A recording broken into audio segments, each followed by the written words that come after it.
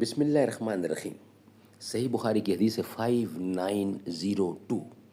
ناظرین، حدیث نبوی صلی اللہ علیہ وآلہ وسلم، قال قال النبی صلی اللہ علیہ وسلم، خیرکم من تعلم القرآن وعلمہ، بہترین لوگ وہ ہیں جو خود بھی قرآن پڑھیں، دوسروں کو پڑھائیں، سکھائیں اور لکھائیں۔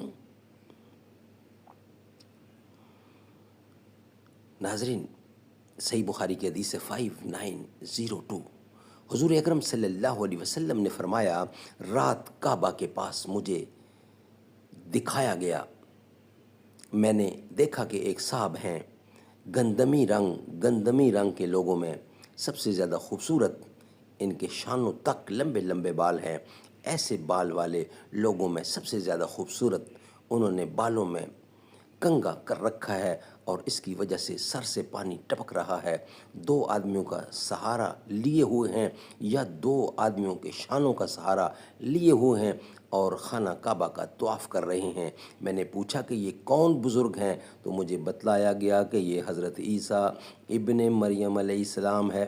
پھر اچانک میں نے ایک الجھے ہوئے گھنگریالے بال والے شخص کو دیکھا، دائیں جانب سے کانا تھا، گویا انگور ہے جو ابھرا ہوا ہے۔ میں نے پوچھا یہ کانا کون ہے، کانا کون ہے؟ مجھے بتلایا گیا کہ یہ مسیح دجال ہے۔ صحیح بخاری کی حدیث 5902۔ اے مرد مجاہد جاگ ذرا، اے مرد مجاہد جاگ ذرا، اب وقت شہادت ہے آیا، اللہ اکبر، اللہ اکبر، اللہ کی رحمت کا سایہ، توحید کا پرچم لہرایا، سر رکھ کے ہتھیلی